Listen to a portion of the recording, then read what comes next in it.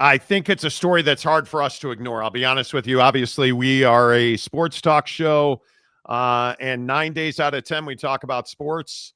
Today's that one day out of 10 where we will talk about sports at some point, I would assume. But this news coming out of Provo is incredible. And that is that conservative activist and talk show host Charlie Kirk has died this afternoon from a gunshot that he sustained on the campus of Utah Valley University in Orem, Utah, which is 20 minutes south of my front door.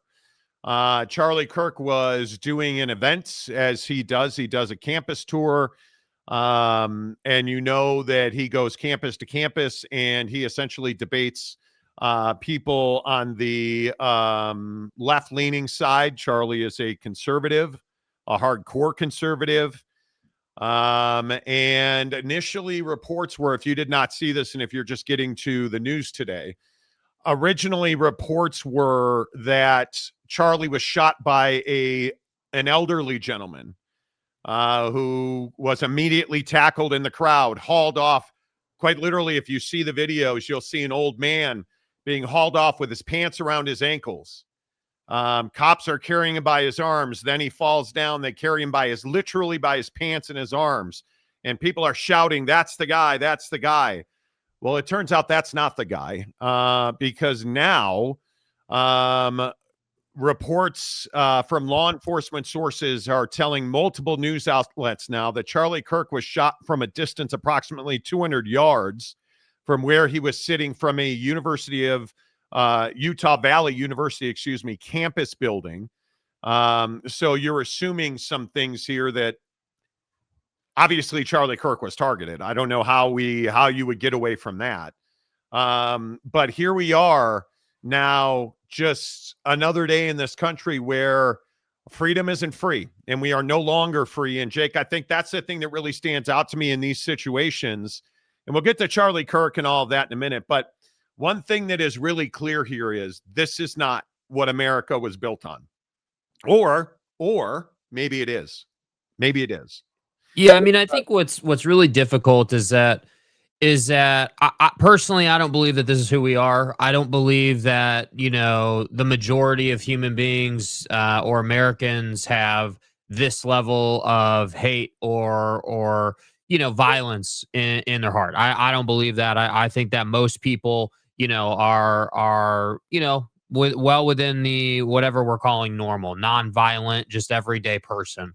I think the difficult part about this situation, excluding Charlie's views, are that this is someone who was sharing his views with the world, having conversations with people.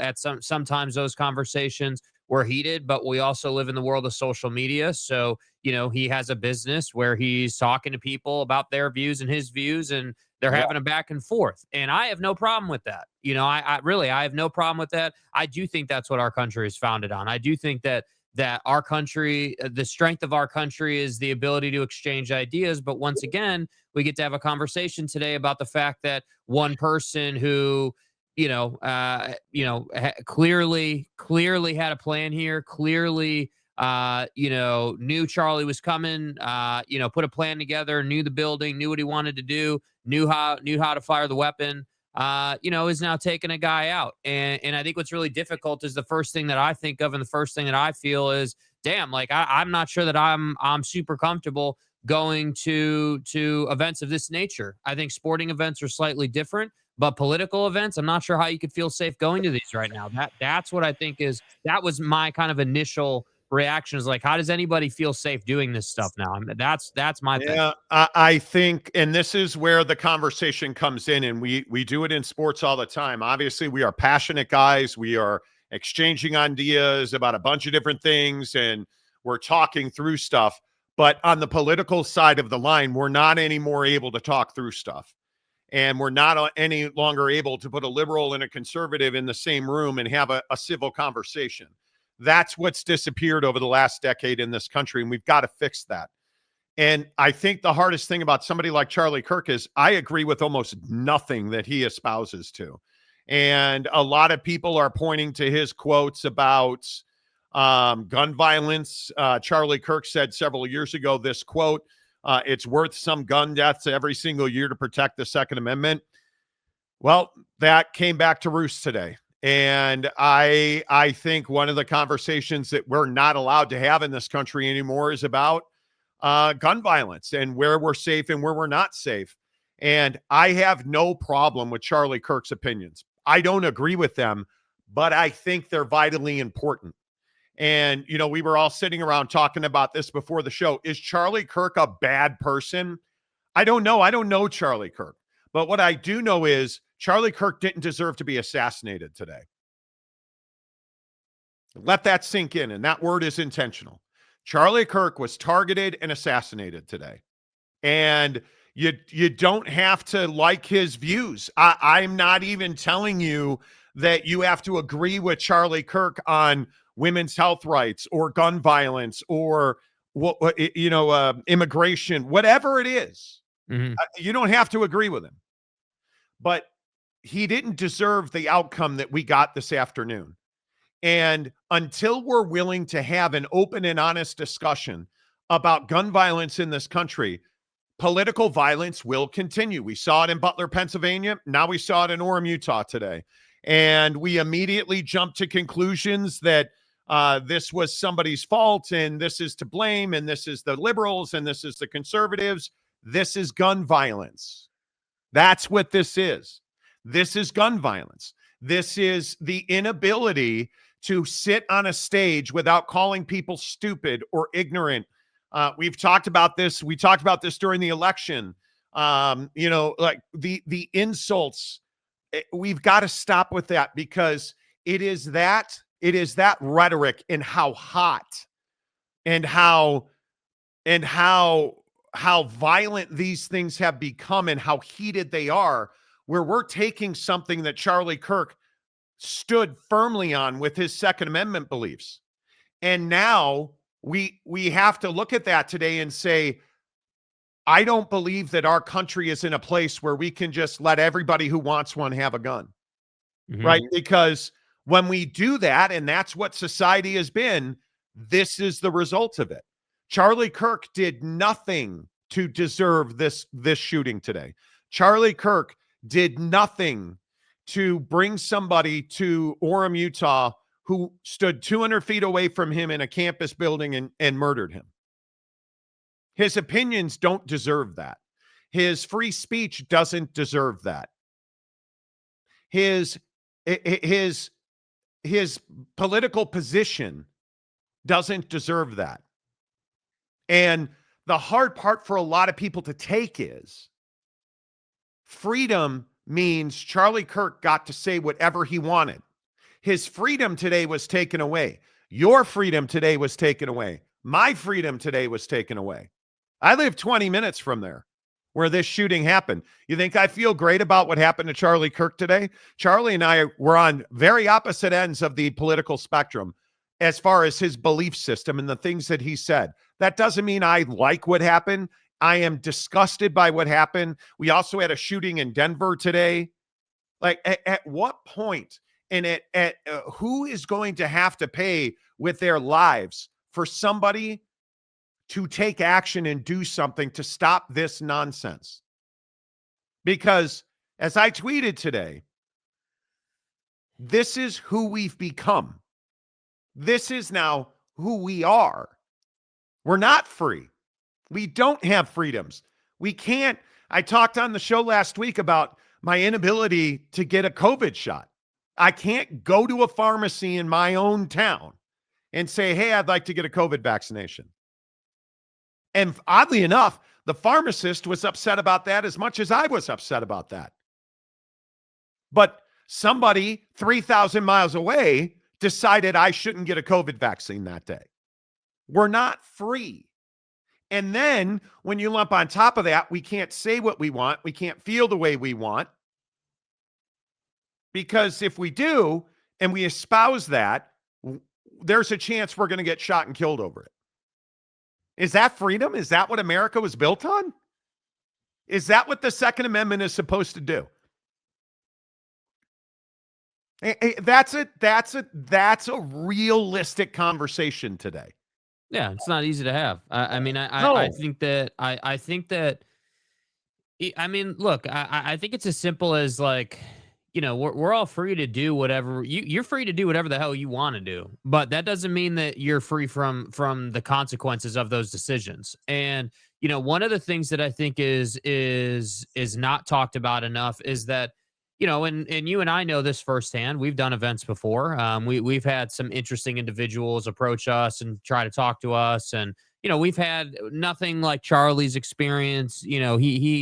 Charlie, I think is going to go down in history as one of the most influential and also one of the most divisive figures in political talk. And I Yeah. think what's hard is that we're getting a lot of that right now, right? It's not to say that he's, some people will say he's a bad guy, some people say he's a good guy, but the reality is his takes, were divisive, much like a sports take, right? I mean, if you say, hey, this team sucks and this is why, you're gonna have one guy that hates that take and one guy that loves that take, right? That's right. Like that's and so in terms of like Charlie's views and what he was doing, I do think that when you do these tours and you're gonna put up an easy up, a branded easy up for Turning Point, and then you're gonna sit under it and you're gonna talk in front of, I mean, I don't know how many people were there today. Like probably, obviously several hundred, maybe 1,000. It was kind of a smaller Yeah. venue, obviously at UVU. Oh, it's a massive crowd. A massive. Yeah. I mean, there's obviously inherent risk when you're covering the topics that you're covering. And so my main thing would be, I don't feel unsafe talking politics with someone in a private setting. I feel unsafe. I would feel unsafe, frankly, talking politics in a public setting in front of, in a lot of cases, thousands upon thousands of people, especially at an open air event, not even in a closed facility. And I would also double down on this again. Don't really care what your political beliefs are in this, but just as human beings, dude, that's 2 open air events this year.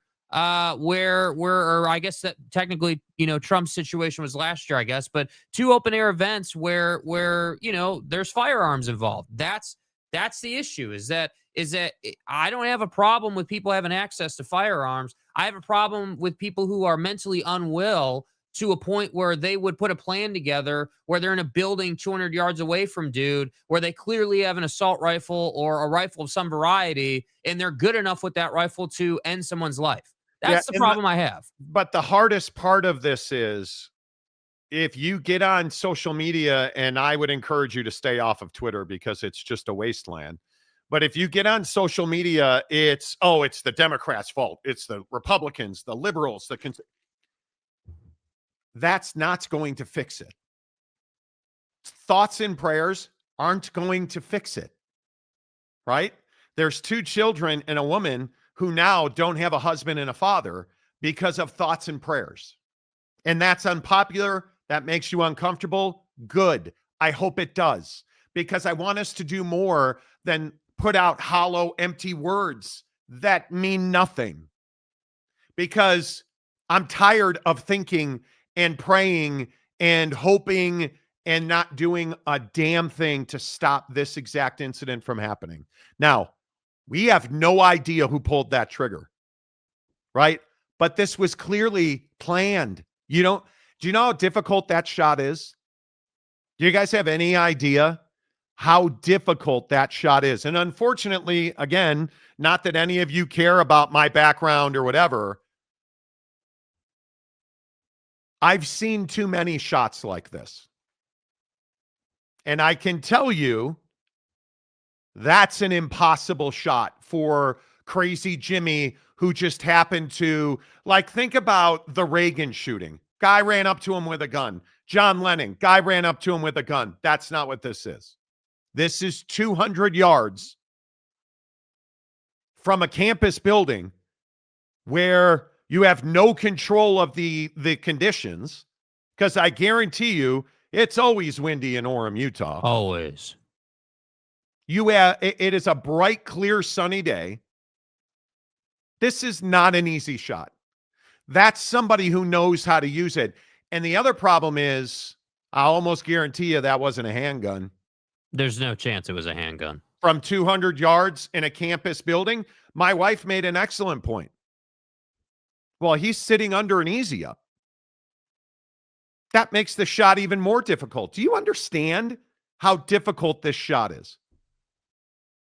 Wait until I guarantee you, we're going to get video of an unknown figure walking away from a building, because there's video cameras everywhere, and the FBI and the ATF are on the way. You know what the funny thing is? Jake said to me, he texted me while I was making my lunch. We were talking about this, and this broke, I don't know what, an hour ago, maybe 90 minutes ago. He said to me, well, look out now because the FBI and the ATF are on the way. Yeah. And what did I say to my wife? Well, that almost certainly means Charlie Kirk is dead. Because why would you be sending the FBI and the ATF if he was alive? Yeah, I mean, listen, I think that the conversation around the competency of this assailant is a proper one today. I mean, I don't know what he was aiming at, right? Like, I don't know if he was trying to hit him in the chest or trying to hit him in the forehead. I don't know. I would agree because of the easy up and because of the angle. That's probably, I mean, The wind, you know, the distance away and the wind. You know, you're probably looking for an upper body shot there. But the fact that he hit him in the neck and the fact that it was as graphic as it was, and it was one shot. Notice this wasn't like several, because there have been several instances, right? Like we all remember all these different instances through the last probably 25 years of, like, you know, attempted assassinations or like attempts at people's lives. And typically there are multiple shots, right? It's not just one shot. Like it's right. like you typically hear pop, pop, pop. Like it's usually, like it's usually like 3 shots. But this was not that. This was very much a, I've got you, train shooter, gonna knock it down. And so I sit here, and when the news broke, I was like, yeah, dude, this is incredibly tragic. This is incredibly sad. And again, it's not tragic in the sense that I love Charlie Kirk and everything's amazing with that dude, because it's not.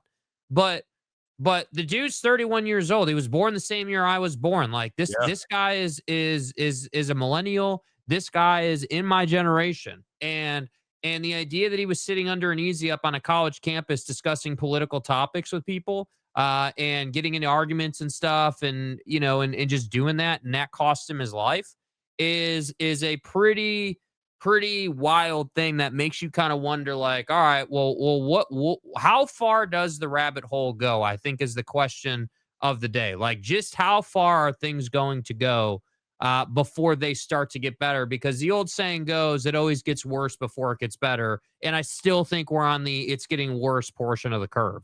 I don't think it's gotten worse yet. If I'm being totally honest with you, it hasn't gotten worse yet. And I think, again, I love living in Utah. I hate living in Utah, because when you think about you don't have the freedom to speak openly here.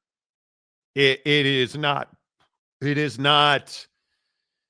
Yeah, it's tough. The political environment here is tough, but it's unwritten rules, man. It's unwritten rules. You're not going to speak out against the church.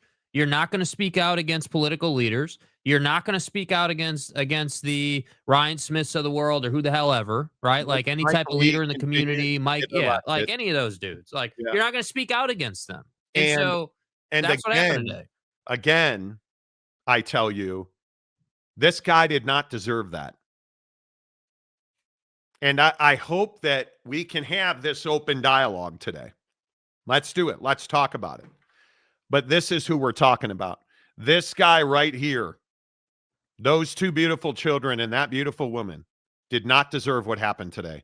They will forever, those kids will grow up watching their dad die. Understand that. And I can tell you, just following this story, SWAT is going through that campus. And I hope they find the guy. I hope we eventually find out who it is. But I'm going to continue to tell you the shot, because the other thing that I think a lot of people are assuming is that that, hey, Charlie was on a flat ground. No, he was not. He was in a bowl. This was a train shot. I don't care who you are. Average Joe, weekend warrior guy cannot make that shot. And I've seen it too many times. And I think well, would you agree that an avid hunter could make that shot? Because now thinking about Utah and thinking about the culture in Utah, you quickly remember that there is a lot of hunting that goes on in Utah. There are hunting seasons. There is land designated for hunting. There's a lot of that activity that goes on in Utah. So, again, we were up playing golf in Heber. I was up playing golf in Heber over the weekend, which is in the mountains of beyond Park City. And we heard hunters over the weekend, deer hunting. And it's just part of the culture here. Mm-hmm. And the problem that I have is it's very different. And I don't want to get too far into this part of it, but I want you to have some context, because I've had this conversation with trained snipers, and I will even tell it's in Oakland and in the Bay Area. The San Mateo County Sheriff's Department has an incredible group of men. And I have talked to snipers about these shots in the past. The hardest part about shooting somebody is shooting somebody. It's very different to sit in a tree stand or a blind and take out a deer. When you have your sights trained on another human being, it's different. Your emotions are different. Your feelings are different. Anybody in law enforcement will tell you it's very, very difficult to put yourself in a place where you're ready to squeeze, right? So it's really difficult to understand who this was and then how they're trained, because this is a trained shot. This is not somebody that just went to Walmart, picked up a weapon, and decided today was the day. I want you to understand that. This is somebody who's got experience. Is this a veteran? Is this somebody that is a militia type person? Like, we need the answer to this question, because this country will burn. Like the Joker says, people will eat themselves. If it is left to wonder who did this, people will eat themselves, because the liberals will blame the conservatives and the conservatives will blame the liberals. And we can't have it be another Butler PA situation. We can't have that. We need answers. This was in the middle of the day. This was 1:00 in the afternoon on a college campus. Do you know how many people could have been injured there? Understand how different this is than a mass shooting. You don't have somebody just walking into a crowd or somebody just walking up to Charlie Kirk. This is likely a long barrel. This is 200 yards away from a building in bright sunshine on a windy day into a target that is under an easy up, depressed in a bowl. Because this area that he was in, he was at the bottom of a bowl. The seating area, it was almost like a pavilion, and he was sitting in the bottom of this bowl. Yeah. Man, this is not just some guy who, again, went to, Shields and was like, yep, today's the day. That's not who this is. No. And I am really concerned, because the guy they have in custody, and I am looking at updates here. The local police department last report was they do not have the shooter in custody. The shooter is not in 32 seconds ago. The shooter is not in custody. They have There is and I want to make sure this is one of the things we do now. We run around and we're like, oh, they got the guy. Look at him. They didn't get the guy. The old man that was tackled and then his pants ripped off of him and he was carried into a cop car. I don't know what he did, but he didn't shoot Charlie Kirk. We do not have him in custody. So this is going to be very hotly contested until he is. But again, I'm not here for your Charlie Kirk sucked. Charlie Kirk was amazing conversations. Because I don't care if you agree or disagree with Charlie Kirk. Again, I have this picture specifically for this reason. Charlie Kirk's a husband and a father who is expressing his First Amendment rights guaranteed under the United States Constitution. And if you want to wave the Constitution in my face on a daily basis, today's the day we're going to do that. Because Charlie Kirk's freedoms were taken from him today. And I'm asking, what are you willing to do about it? Because that's the big story today. What are you willing to do about it? And I think this is very difficult. This is very difficult in a time where you just cannot understand how difficult it is to be on that campus. Put yourself as Charlie Kirk's wife and children and family. It's devastating. He grew up 20 minutes from where I grew up in Wheeling, Illinois. 31 years old, has built himself an empire. I don't agree with him. I don't even like his political leanings. This is wrong. This is wrong. And that, and my point to that is, I really do wonder, you know, in the mass population, how many people agree with that, or do we have more people who feel like, you know, because obviously, you know, there's the usual contingent of Twitter troll or whatever you want to say that is talking about how, you know, hey, he believed this and somehow he deserved that, and it's just like, dude, like this is not, it's just unacceptable. And you're talking about like what to do about it. I don't know that I mean, we can sit here and talk about reform and processes and, you know, making it more difficult for the mentally unwell to get a firearm. But the reality of the situation is if we're sitting here having a conversation about the level of premeditation that went on here, that would also imply that the person who had the weapon was of sound mind and clarity, right? I mean, this is a decision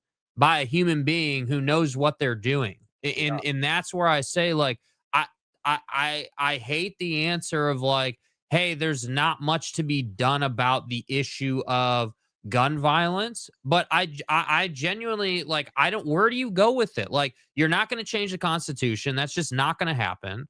And you're not going to sit here and be like, yeah, hey, Bob, because look, he's got a history of mental illness. He can't do it, but you can. And that's also not going to happen with the way our country is set up.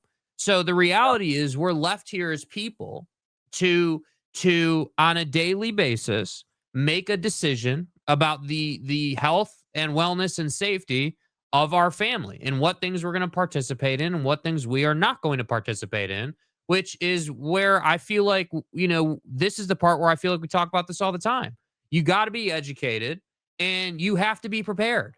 And it's not a panic button thing to say, in my opinion, that you need to make better decisions about where you go. You have to be doing risk assessment in the day-to-day, in my opinion, right now. But Jake, also, I think it's important to say you can carry a gun on a college campus in Utah. You can put it on your hip, open carry it.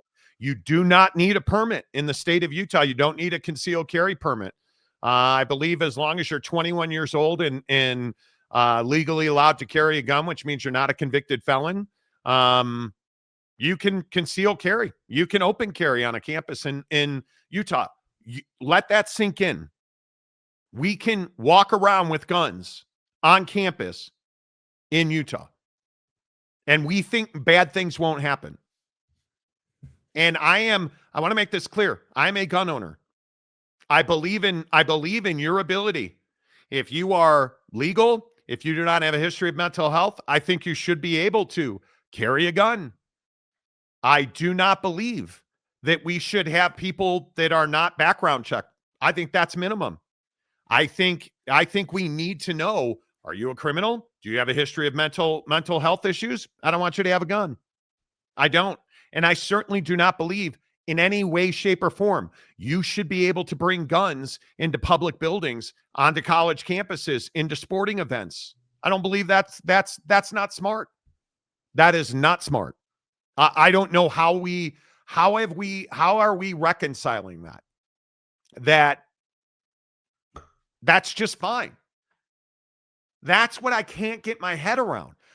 Nobody is the rhetoric around guns in this country on a day like today, where we have one of the most prominent conservative voices in this country silenced today by a shooter who cowardly hid in a building 200 yards away and now probably made off very quietly in the crowd of people running away.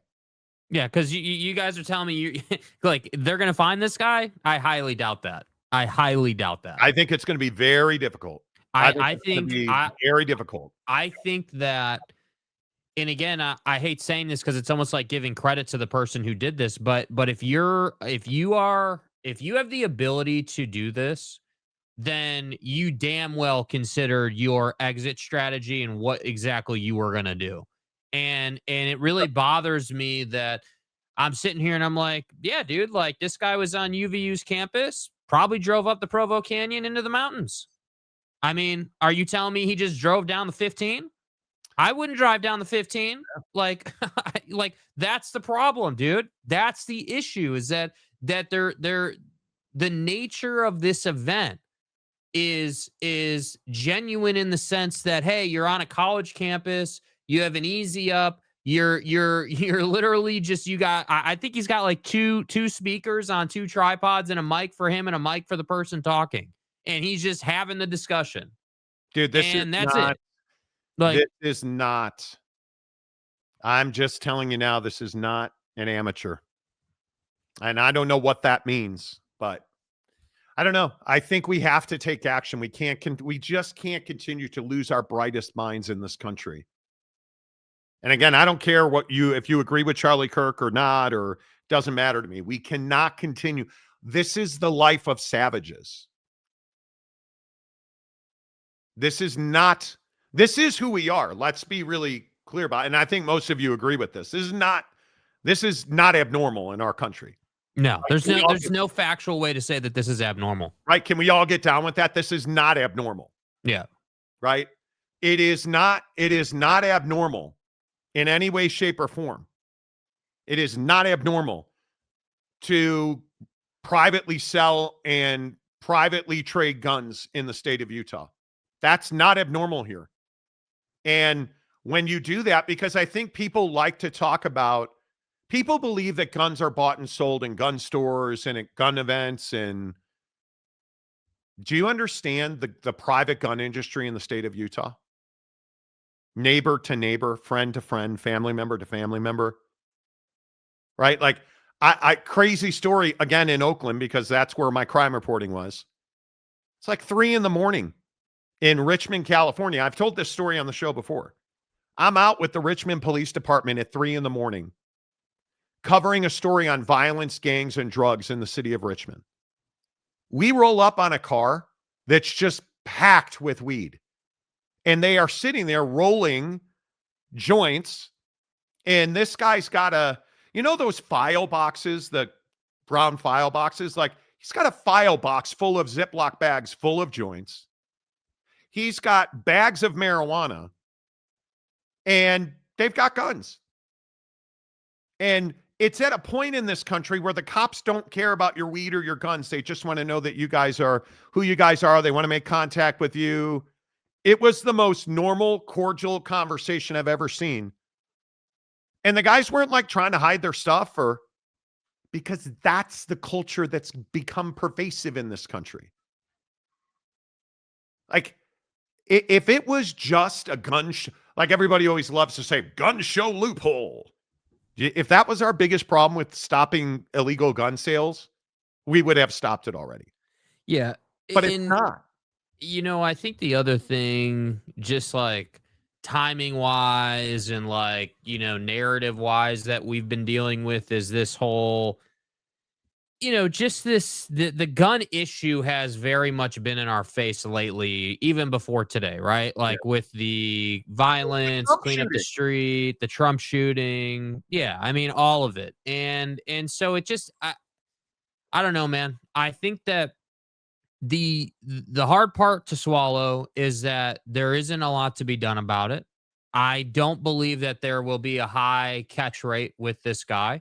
I think he's very capable, and I got to be honest with you, as someone who lived in Utah for what 10 years of my life, 5 years at a time, broken up.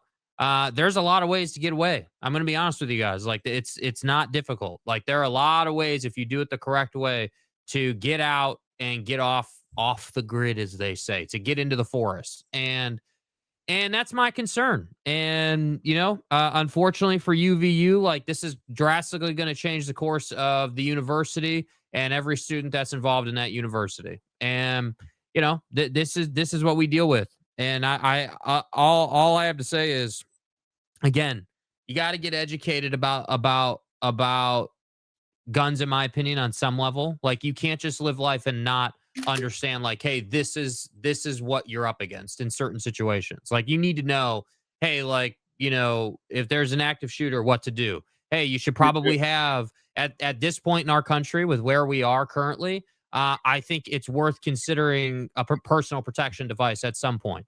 Like if you're not, I think you're putting yourself at risk depending on what your job is, depending on the situations you're in on a day-to-day basis. So I just that would be my if you're listening to this, that would be where my head would be at. You're not going to solve gun violence overnight.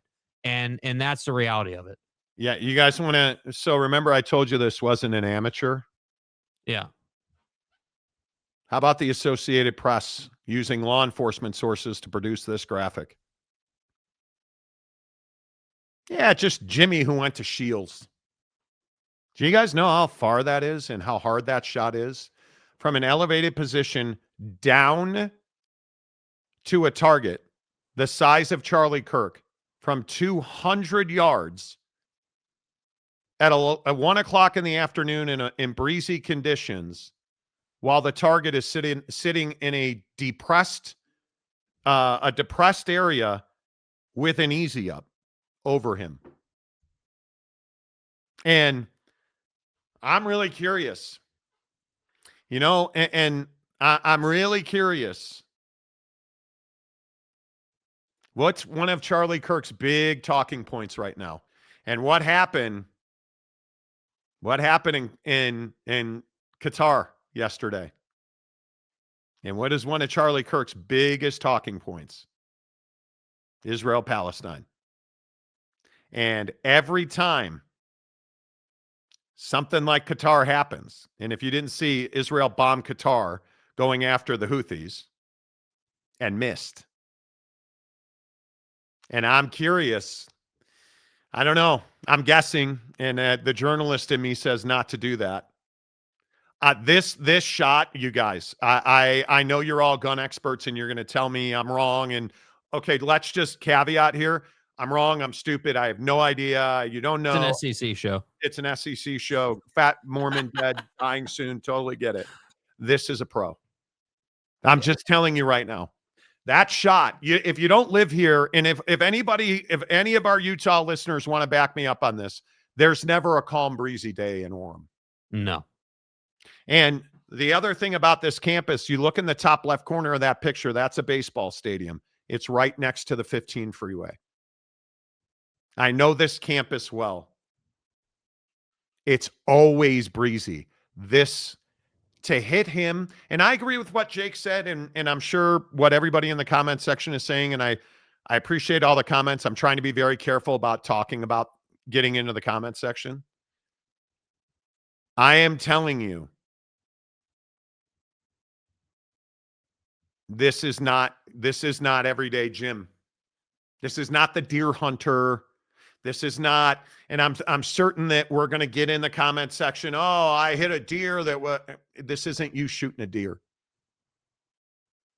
This is not you shooting a deer, because again, one of the things that if you know this campus, and I have stood, if you look at the red box, Kirk was sitting here. You see that that pointed sidewalk? I have stood on that sidewalk to the left of that red box.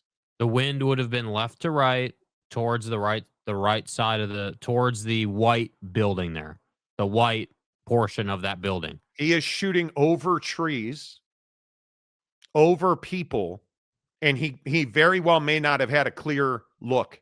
Because by the way, where did he hit him? Where did he hit him in the neck for all the wind doesn't matter people?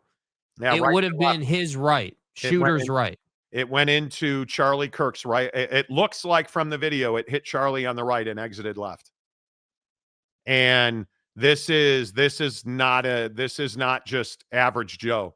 And if it's average Joe, holy cow, that's the shot of a lifetime, which I really doubt. If it was, I just, it's not. There's no way for it to be. I mean, no way. It's the other thing that graphic you had on the screen also points out is something that harkens back to the Trump shooting, which is, this is a rooftop, a really good place to be prone to be in the absolute best position possible to make a shot of this variety.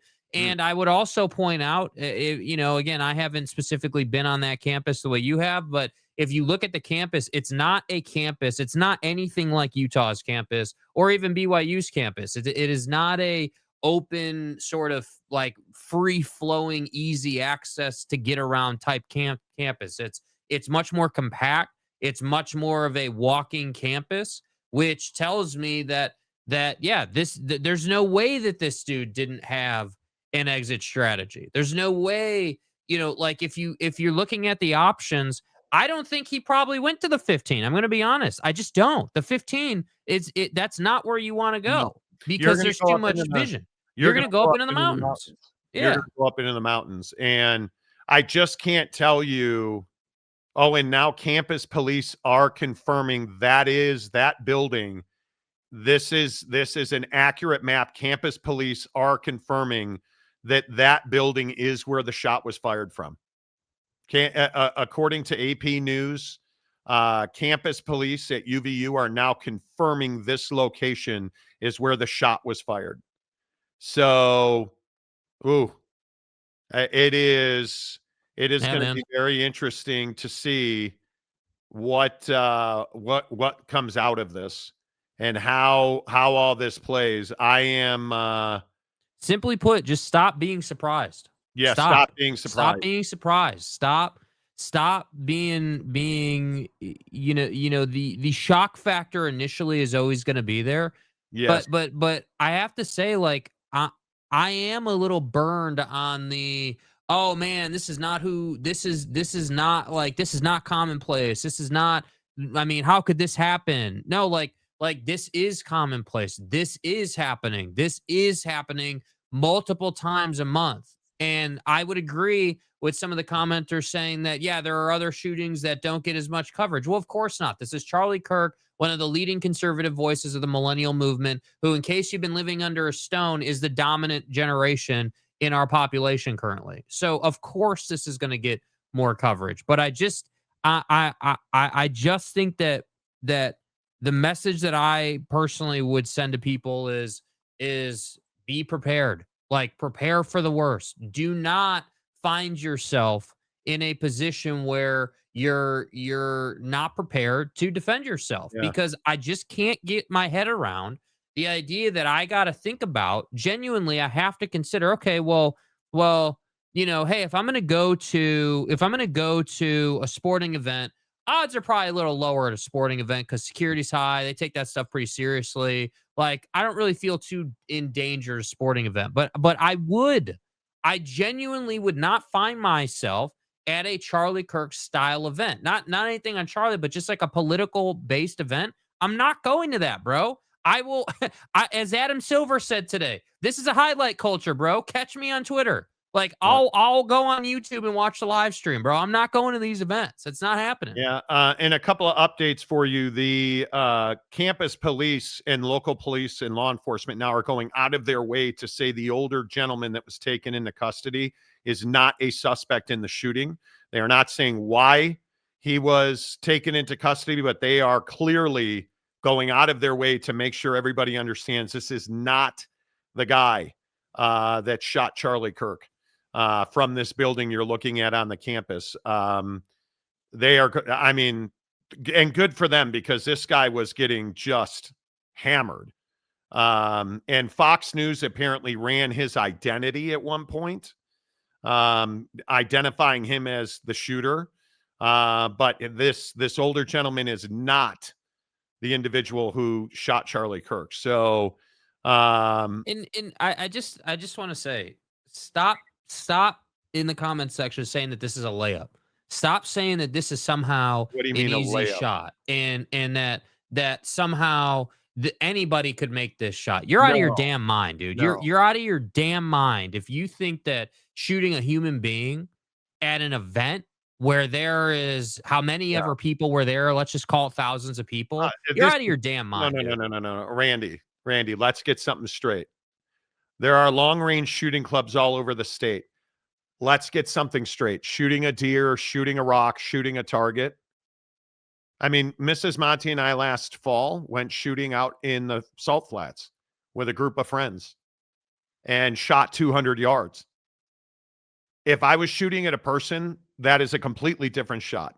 We're human beings, our minds don't operate like that. So the idea that this is just a guy from come on.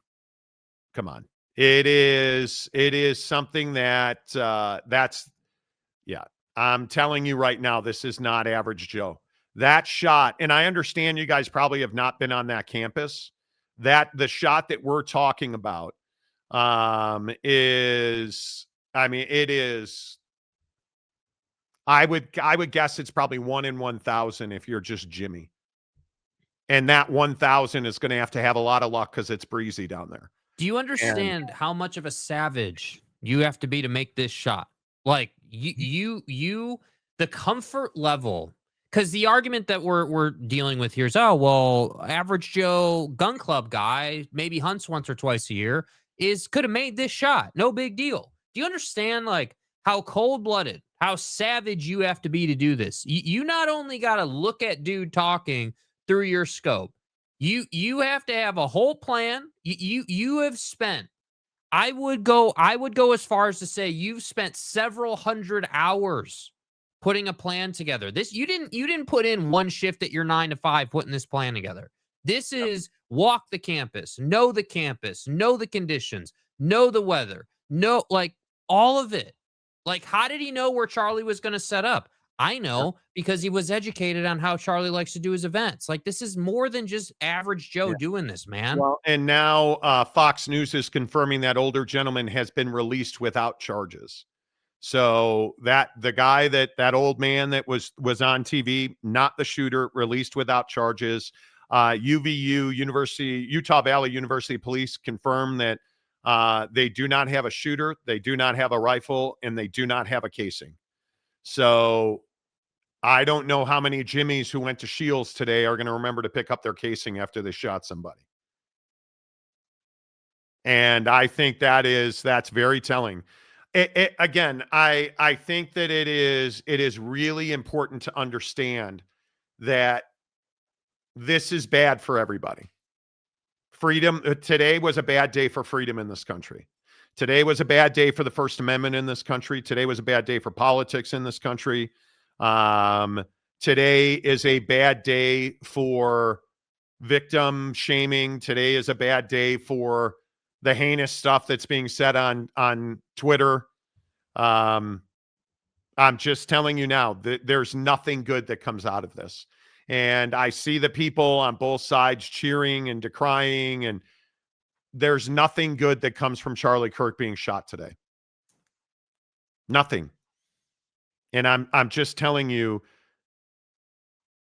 this is not in my opinion, if this is just a guy who has a mental issue, or will this be the incident that'll be enough to move the Republican Party to do something about gun violence?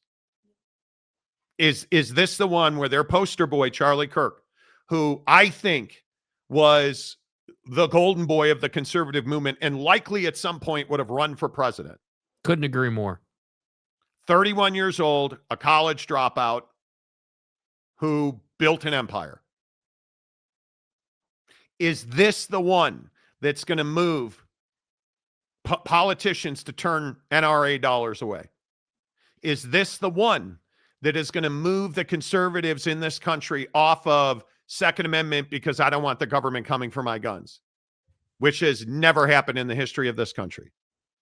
Is this the one where we will say Charlie Kirk's young children who have no idea why dad's not coming home tonight? Is it going to be too much to bear that Charlie Kirk's kids for the rest of their lives will have to watch this video? That they will have to take bullying online and in person by the Neanderthals in this country, that their father was murdered on video? Is this the one where the golden boy, one of the closest associates of Donald Trump, is this the one that will move Donald Trump into reforming gun violence, reforming gun laws to stop this nonsense, unneeded, unnecessary violence? Is this the one? Because it's not all the kids getting shot at school. It's not all the people getting shot in grocery stores. It's not all the kids getting, or people getting shot at movie theaters. Is it Charlie Kirk getting shot on campus in Orem, Utah, that changes where we are with guns? I don't know the answer to that question. At some point, it will have to be the conservative movement in this country that does it. Because the liberals want it already. The conservative movement in this country has to take action, has to get into action to prevent needless, nonsensical murders like that of Charlie Kirk this afternoon. Yeah. Are you willing? Are you ready? I just don't know what that looks like. That's the problem. I don't know. What's difficult is, like, I agree. I don't think people are super willing or ready. I would agree with that. I also would agree that I just don't know what the mechanism is, because I'm telling you, the Constitution's not going to be amended. The process for that is too damn difficult, and that's just not going to get done. And the hard part is I think that there is definitely a conversation around, reform and putting hurdles in place to prevent people from access on some level. Like that's all up for discussion, but I think that the thing is the expectation has to change a little bit here. There has to be like, hey, if you're a political leader and you're going to go out and you're going to make yourself available, you need to be, like you have to take steps. I don't know how else to say it. Like, I'm not saying it's Charlie's fault, but what I am saying is that now you got to worry about dying. Like you do. And I understand as the president of the United States, death is something that you're inherently signing up for. You're just inherently saying, hey, I'm one of the most targeted human beings in the world. That's part of the job. But this just feels a little different because this wasn't a 70-year-old old white hair, bro. Right. Like, this guy's 31 years old with a family, and it's over for him now. And who the hell knows what his wife and kids are going to do and what his family's going to do. I mean, right. And what a turning point too, by the way. I don't know. I have no idea. I'm just telling you right now, this has to be the moment. I don't want the ATF coming to my front door and taking my guns. I'm not here for that.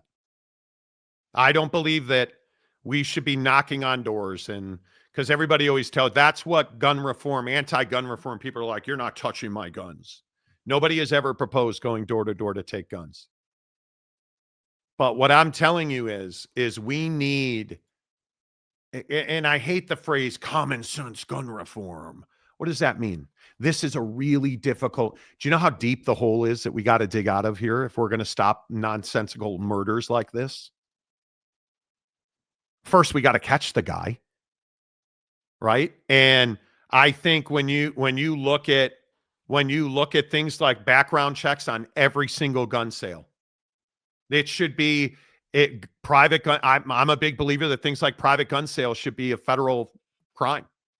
Should not be able to sell a gun privately under any circumstance. Is that going to stop gangs and inner city gangs from handing off guns? No, it's not. Is that going to stop Jimmy the farmer from selling a gun to his neighbor? No, it's not. But at some point, we've got to take a stand and stop the trafficking of illegal firearms in this country. And we're not willing to do that, right? And I think when you look at things like, like this idea that the Second Amendment should be roundly defended. I think we all should have the right to own guns, but there has to be a process to go through that. Yeah. Yep. What that is, people on a much higher level than I will have to figure that out. Because there's no simple answer. And I know so many people, when this came up, I used to do a news talk show in San Francisco, and whenever one of these shootings would come up and we'd talk about it, I want answers right now. How do you fit you? There's no hit an easy button and fix it. There's not one piece of legislation that fixes this. That's the problem. Institutional corruption in the gun industry is so old and so well financed that not one piece of legislation is going to fix this. But what we have to do is we have to start the process of filling the hole back. We have to stop things like the NRA. We have to stop the gun lobby. It's no different than the ability to say what you want, to do what you want. Why are you not fighting for those rights? Because that's what's going away today. Charlie Kirk was murdered because of his beliefs. Does that register with you? I'm so pissed off about this because I almost don't care to have the conversation about how I believe that I am just so 180 opposite of what Charlie Kirk believes. But I want him to have the freedom to believe that. And not only to believe that, to say that, and to say it loudly, and to say it proudly on college campuses across this country without having to be worried about a bullet through your neck. Because the other thing that nobody wants to talk about, he's not fucking 80 years old. Let that sink in. Charlie Kirk's 31 years old. How many times on this show have I told you we need young voices in politics? We finally had one, and I hate his opinions, and now he's dead. What about the next 31-year-old who's like, yeah, maybe I can be Charlie Kirk? Nah, not going to be Charlie Kirk now, are you? It is incredible to me that we have moved into a place in this country where there's so much hate and vitriol based on how you feel and believe. And we're willing, this was the problem during the election season where, and the most probably infamous was they're eating our dogs. They're not eating your dogs, but it's that kind of stuff that created physical violence. And so we've gotten to this place where we have all these guns in pretty much every corner of this country. We're the only country in the world that has the problems with guns we have. And we're not willing to do anything about it. We're not willing to get to the truth of issues. We're not willing to tell the truth in this country. What we're willing to do is let people die.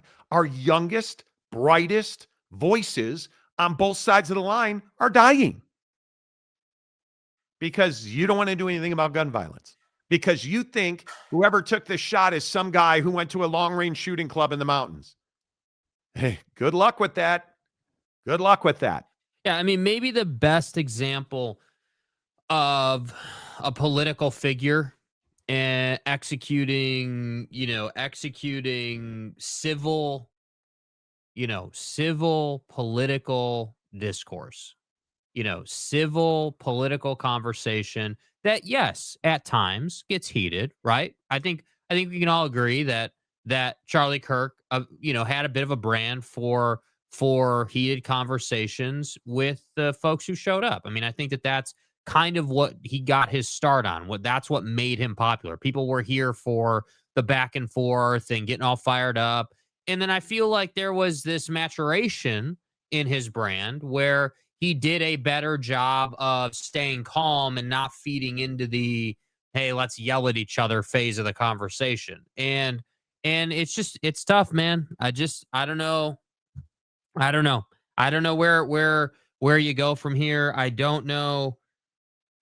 I don't know how someone is supposed to feel good moving on from this. Like they will do everything they can to find the guy. I don't think it's in question how this went down. It's just about finding the guy and tracking the guy down. And ultimately, I hate the feeling of like we can sit here and talk about the changes we need to make, but I hate the feeling of when would that happen? What like how is that going to happen? And I feel like in the day to day, just like in you watching this in your day to day life, what can you do? What can you do to mitigate the risk? What can you do to keep yourself safe, keep your family safe? Like again, I said it at the beginning of the show for those just showing up.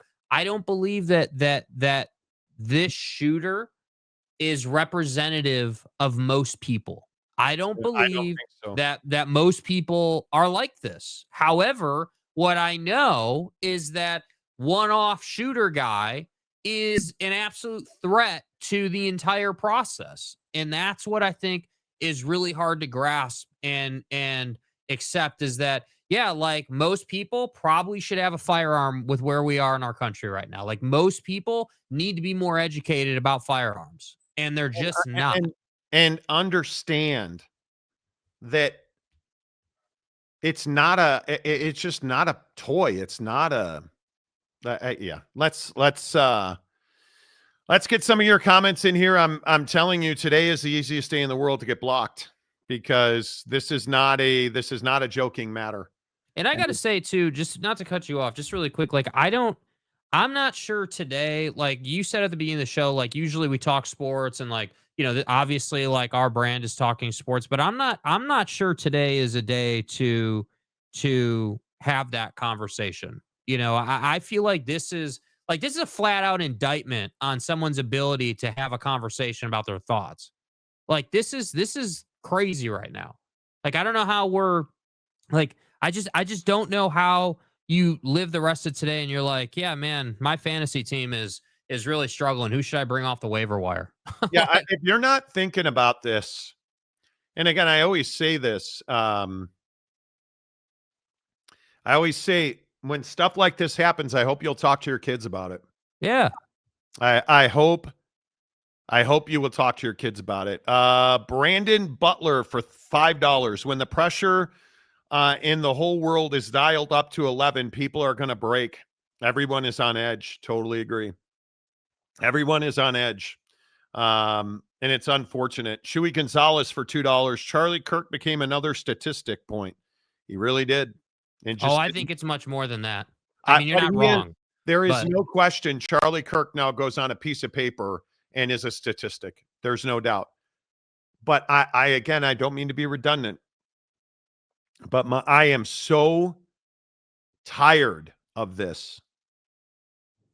I am so tired of this. This did not have to happen.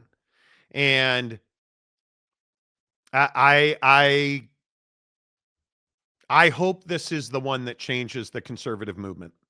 I doubt, but I hope, because I don't even know what that would take. but like yeah.